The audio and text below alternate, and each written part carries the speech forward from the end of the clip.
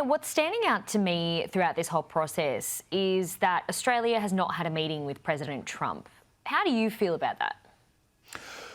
Well, it's Albanese that doesn't want the meeting with Trump for a couple of reasons. The first is he doesn't want the ritual humiliation of the Oval Office meeting between Trump and foreign leaders until issues like the tariffs are resolved and the AUKUS review is completed. But there's one other, and it looks as if we might be doing well on the tariffs. We might get away with the universal 10% instead of the punitive 15 and 25% that Trump's imposing even on allies like Japan and Korea.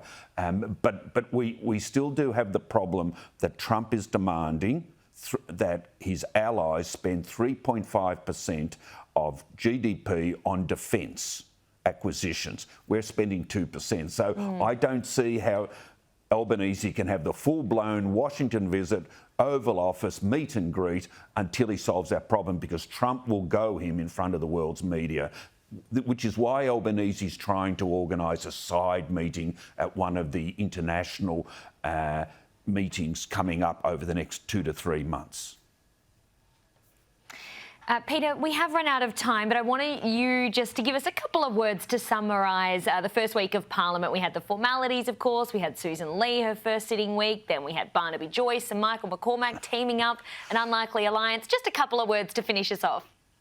Well, it was unusually entertaining, wasn't it? Because you've got the two old bulls, or sometimes called the steers of the National Party, making peace, undermining David Littleproud. Susan Lee's strengths and weaknesses were on display. Her strengths are very personal, calm, collected, professional, prepared, committed. The weakness is, how does she get cut through in the face of overwhelming majority of the government? And she'll need to develop policies and an ideological edge to achieve that. And then we had the government trying to keep its hubris and self-satisfaction under control, and not doing it entirely perfectly, but overall the government's trying to set a tone of working for the Australian people and in harmony to the greatest extent possible with the crossbench.